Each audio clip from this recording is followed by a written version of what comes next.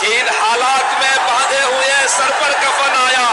یہ دیکھو کون محفل میں سراپا خندسن آیا کہ ان حالات میں باندھے ہوئے سر پر کفن آیا. بہاروں پھول برساؤ کی صدرش کے چمن آیا. وطن والوں مبارک ہو کہ معمار وطن آیا. مچاؤ دھوم محفل میں کہ صدر انجمن آیا. یہ فخر وطن آیا, یہ صدر انجمن آیا. نعرہ تکبیر, اللہ اکبر. جمعیت علماء ہند زندہ باد. مولانا ارشد مدنی زندہ باد. مولانا ارشد مدنی زندہ باد.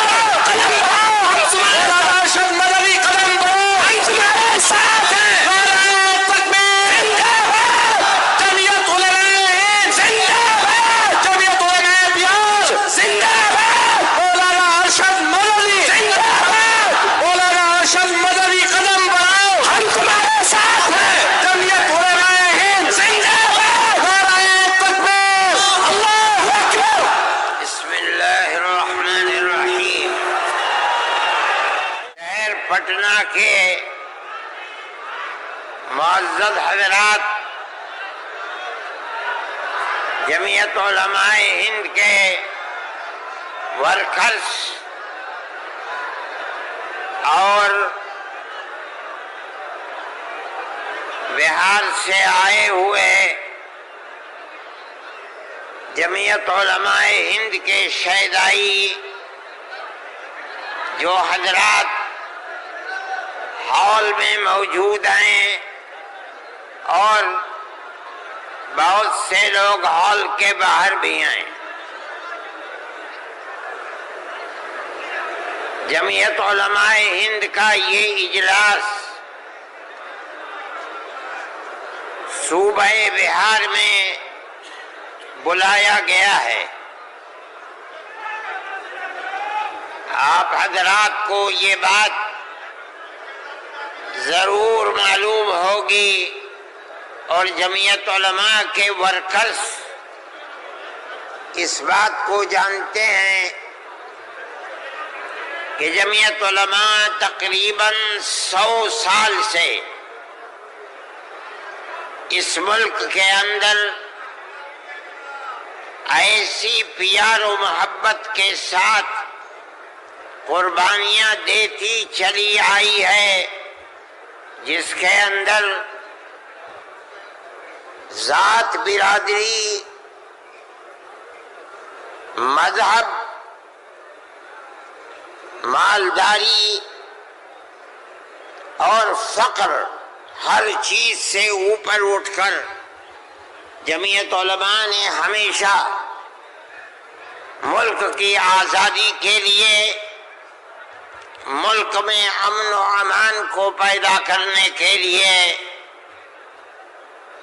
ملک کے ہر فرد کے ساتھ پیار و محبت اور احترام کا معاملہ کیا ہے. کبھی بھی ملک کے اندر بسنے والوں کے درمیان میں نفرت, دوری, ایک دوسرے کے گریبان پر ہاتھ ڈالنا, برا بھلا کہنا, جمعیت علماء اور جمعیت علماء کے ورکرز اور اکابر کا یہ طریقہ نہیں رہا ہے. اسی طریقے پر ہم نے قربانیاں دے کر ہمارے بزرگوں نے ملک کو آزاد کرایا ہے. ملک کو آزاد کرانے کے بعد ملک کا دستور بنایا گیا. کوئی یہ سمجھتا ہے اگر کہ ملک کا دستور بغیر مسلمانوں کو ساتھ لیے ہوئے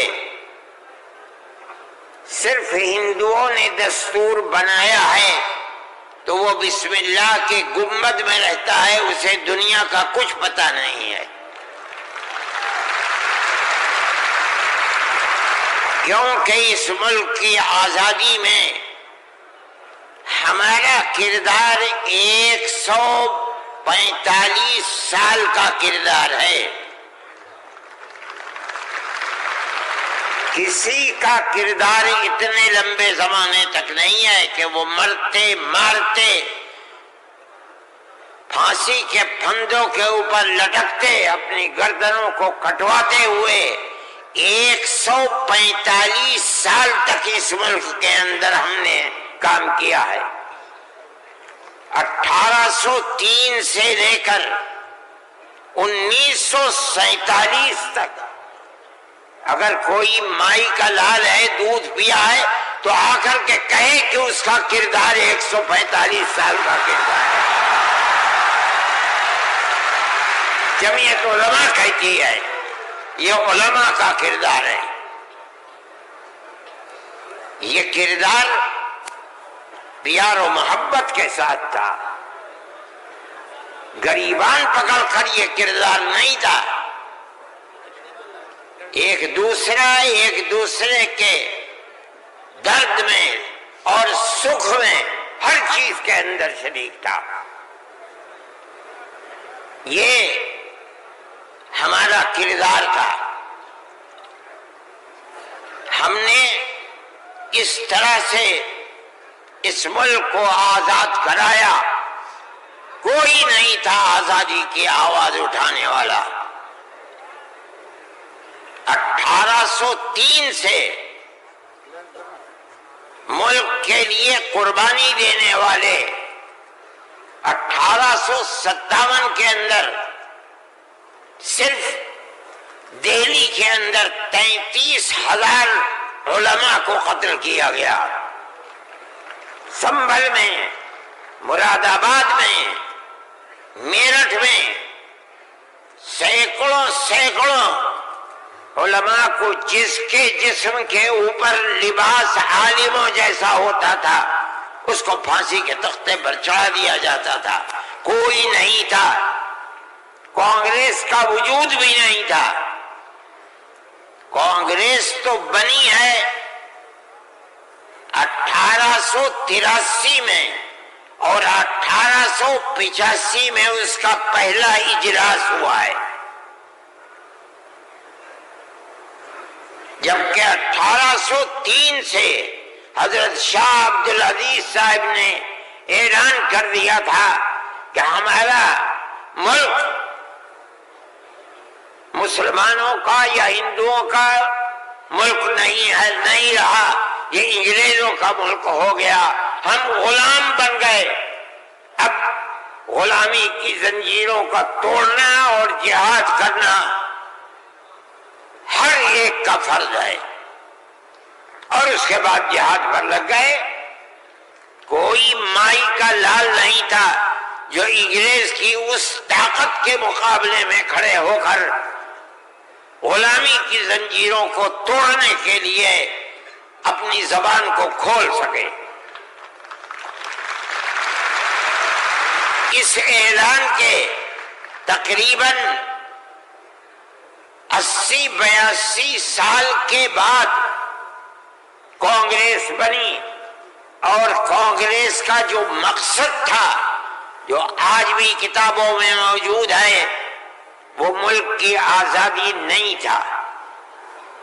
مقصد تھا کہ جو دو جہاد ہوئے ہیں 1832 اور 1857 میں، اس کی وجہ سے جو ملکہ برطانیہ اور ہندوستان کے بسنے والوں کے درمیان دوری ہو گئی ہے، اس دوری کو دور کیا جائے اور حالات کو صحیح کیا جائے۔ علماء کا یہ نظریہ نہیں تھا۔ علماء کہتے تھے ملک غلام ہو گیا، غلامی کی زنجیروں کو توڑو، انگریز کو بھگاؤ، ملک کو آزاد بناؤ۔ یہ تو حالات تھے جس کے اندر مسلمان داخل ہوئے کانگریس میں، موجود ہیں۔ ایک شخص نے حضرت گنگوئی رحمت اللہ علیہ، جو ہمارے بزرگ ہیں، دارالعلوم کو کی بنیاد رکھنے والے ہیں، سن 1857 کے اندر جیل میں بند ہو گئے تھے، یہ سمجھتے تھے کہ قتل کر دیا جائے گا بغاوت کے الزام میں، لیکن چھوٹ گئے۔ ان سے پوچھا کہ ایک جماعت بنی ہے جس کے بنیادی کردار ہندو بنا رہے ہیں، کیا مسلمانوں کے لیے اس میں شریک ہونا جائز ہے؟ حضرت نے فتویٰ دیا جس طرح ایک ہندو اور ایک مسلمان کاروبار اور بزنس میں شریک ہو سکتا ہے، تو اسی طرح کانگریس کے ساتھ مسلمان شریک ہو سکتا ہے، بشرطے کہ اپنے دین کا نقصان نہ ہو۔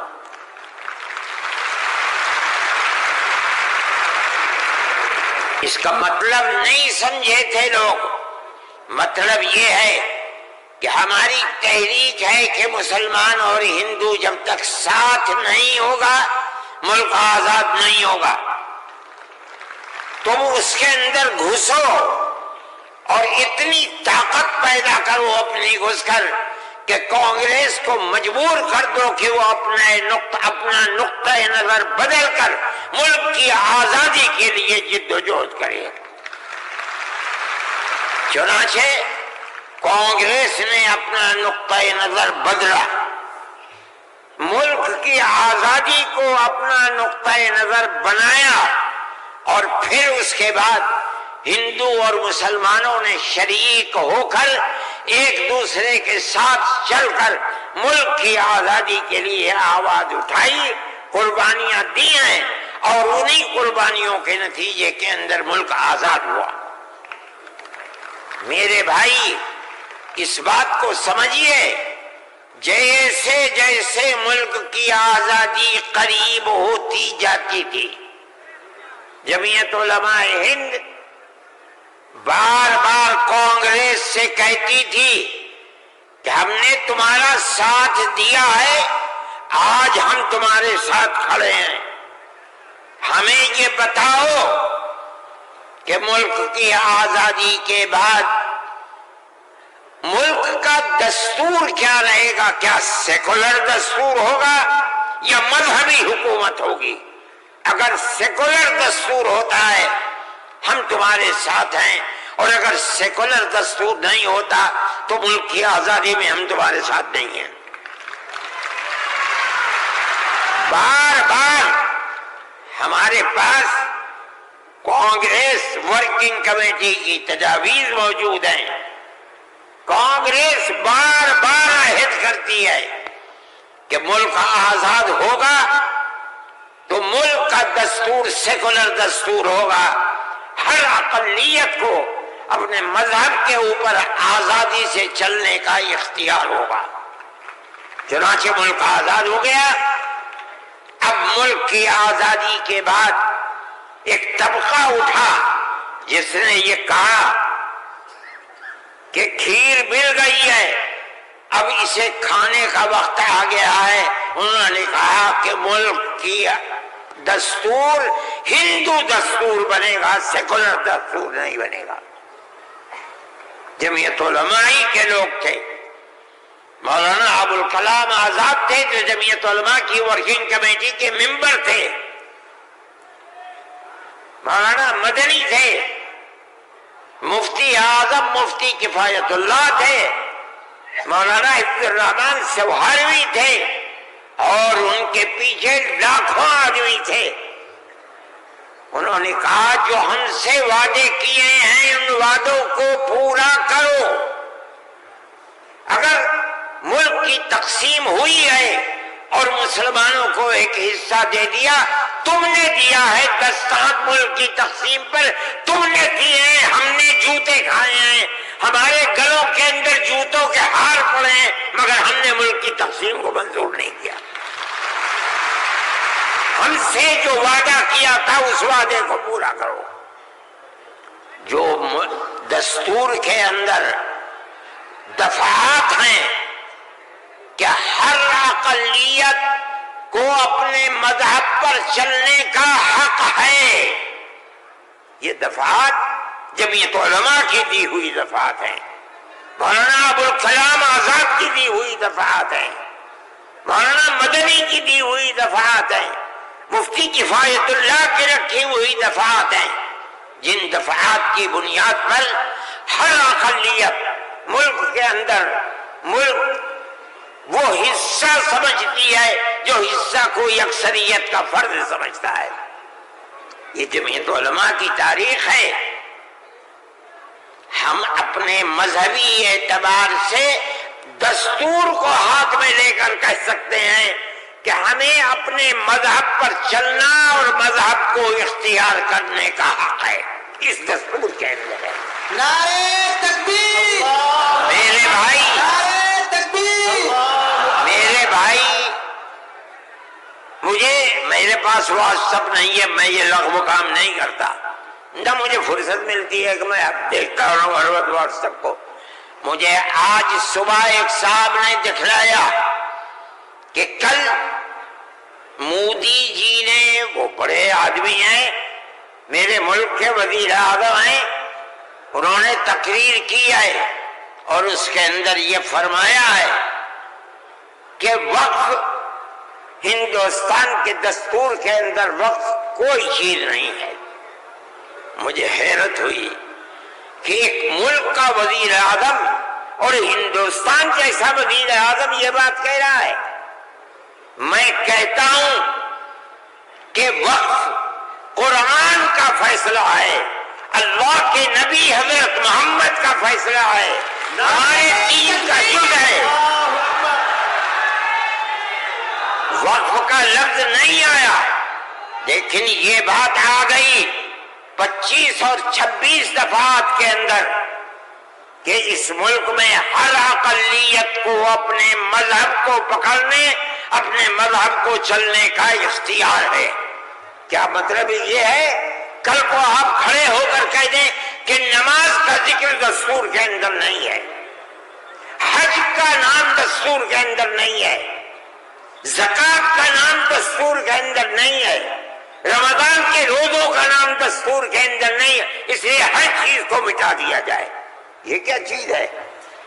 دستور مجموعی طور پر دستور نے کہہ دیا کہ مسلمان ایک اقلیت ہے اور ہر اقلیت کو اپنے مذہب پر چلنے کا اختیار ہے۔ مذہب کی ہر چیز اس ایک دفعے کے اندر آ گئی۔